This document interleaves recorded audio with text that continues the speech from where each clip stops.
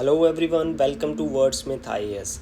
And prelims ख़त्म हो गया है। अब आप लोगों के पास जो टाइम है उसको बेस्ट यूटिलाइज़ करना है ताकि आपके चांसेस मेंस में बढ़ जाएं, राइट। जो डिफ़िकल्ट स्टेज थी prelims, it is over now. If you lose focus it is of no use, right. आप बहुत सारे लोग मैंने देखा है प्रीलिम्स तक बहुत फोकस्ड रहते हैं, उसके बाद जो है फोकस लूज़ कर देते हैं। सो जो इम्पोर्टेंट चीज़ है वो टाइम वेस्ट नहीं करना है। प्रीलिम्स के बाद लोग 1 हफ़्ता 2 हफ़्ता इसी में निकाल देते हैं, ये कट ऑफ रहेगी वो कट ऑफ रहेगी, डिस्कशन करने में, दोस्तों यारों से पूछने में। ये सब नहीं करना है, कोई डिस्कस नहीं करना है कुछ किसी से। अपने मार्क्स लगाओ, अगर लगाने हैं तो मार्क्स लगा लिए। अगर आप क्लोज़ हो कहीं भी कट ऑफ के, ज़्यादा टाइम वेस्ट नहीं करना है। कट ऑफ का जो पिछली बार कट ऑफ गई थी उतना ही मान के चलो, राइट। 80-90 नंबर के आसपास अगर कट ऑफ जा रही है, आप कहीं भी उसके क्लोज़ हो, इवन आप 75 पर हो, आप तैयारी शुरू कर दो। मैक्सिमम 2 या 3 दिन दो इस चीज़ को, उसके बाद अपनी तैयारी शुरू कर दो। Now the important question is कि तैयारी करनी कैसी है। अगर आपका नहीं भी हो रहा है तो भी आप तैयारी करो, राइट।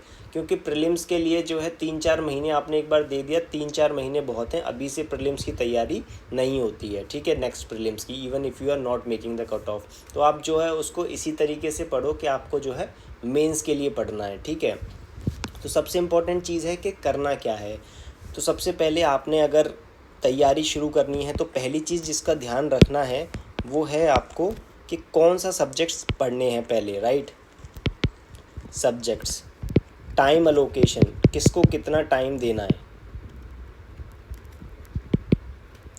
तीसरी चीज़ है कि क्या क्या करना है, व्हाट टू डू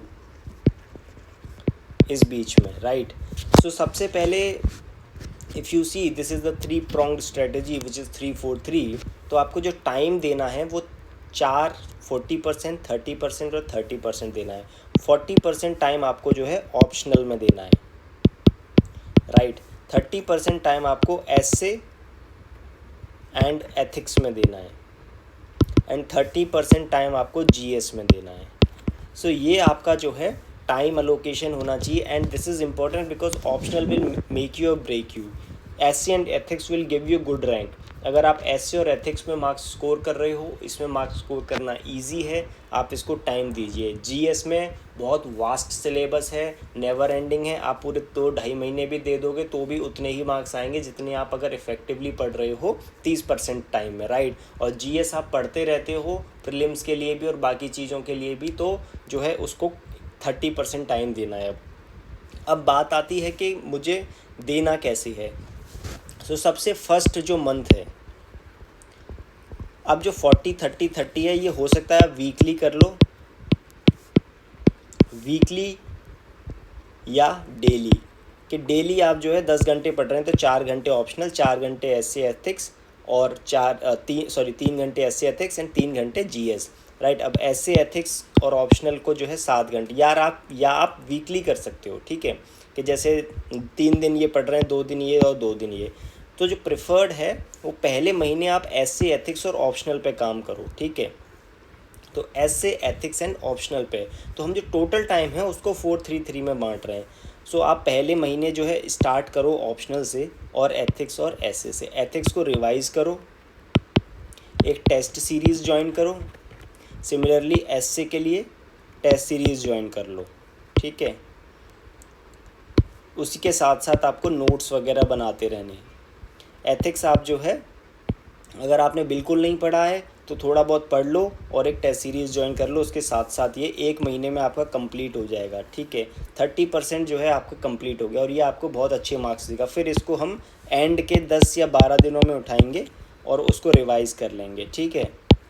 सो ये एक इम्पॉर्टेंट चीज़ है। ऑप्शनल आपको करते रहना है, ऑप्शनल को आप पूरा एंड तक करोगे, राइट। नोट्स नहीं बनाने हैं, जो भी बना हुआ है उसी को रिवाइज़ करना है वापस, ठीक है। टेस्ट सीरीज़ ज़रूर करनी है ऑप्शनल की, ठीक है। अगर कहीं डेली आंसर राइटिंग या कोई कुछ है वो आप ज्वाइन कर लीजिए और वो करिए। टेस्ट सीरीज़ एक फुल फ्लेजेड टेस्ट दीजिए 6 घंटे के लिए, ठीक है। एटलीस्ट 5 या 6 टेस्ट आप ऑप्शनल के लिखो फुल फ्लेजेड। जीएस को कैसे करना है कवर, 1 महीने बाद आप जीएस को उठाइए, राइट।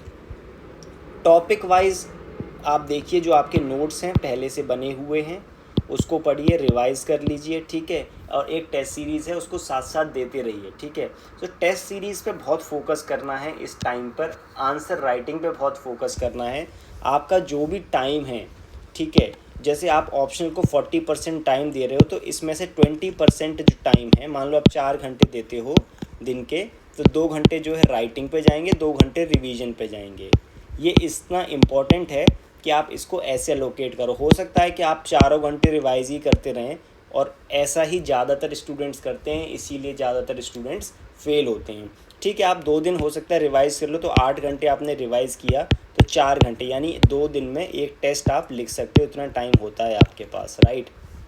3 घंटे अगर आप टेस्ट लिख रहे हो तो 1 घंटे उस टेस्ट का एनालिसिस हो जाएगा, तो उस पर फोकस करेंगे आप, ठीक है। तो इस तरीके से पढ़ना है। सबसे पहले अपना स्टार्ट कर देना है, ऑप्शनल उठाना है, ऐसे एथिक्स उठाना है, ठीक है, रिवाइज़ करना है, टेस्ट सीरीज़ लगानी है, सबकी टेस्ट सीरीज़ लग जाएगी। और आप जीएस जो है 1 महीने बाद उठाएंगे, अपने नोट्स पकड़ लो और उनको ही पढ़ते रहो, और टेस्ट सेट जो हैं साथ देते रहो, एनालाइज करते रहो कहाँ दिक्कत हो रही है, और मेंटर्स से बात करते रहो, ठीक है। तो दिस इज़ इम्पॉर्टेंट, आप इस टाइम को अच्छे से यूटिलाइज़ करो, ये टाइम बहुत इम्पॉर्टेंट है, राइट। ऐसा नहीं है कि केवल इस टाइम पे आप पढ़ोगे नहीं तो आपका सिलेक्शन नहीं होगा, बट अगर इस टाइम पे ख़राब आपने किया, वेस्ट किया, तो उतनी ही रैंक ख़राब आएगी, और एक बार रैंक अगर ख़राब आती है तो वो पूरा साल फिर से आपको रिपीट करना पड़ता है। तो मेक श्योर कि आप बेस्ट दो, ठीक है। आपने प्रीलिम्स में अच्छा किया, ख़राब किया, जैसा भी किया, लेकिन आप इसको स्टिक करो। ये मेंटली टफ थोड़ा रहना पड़ेगा इस टाइम पर, जो भी स्कोर है उसको इग्नोर करते हुए आप अपना जो है पढ़ाई पे ध्यान दो, ठीक है। Thank you so much.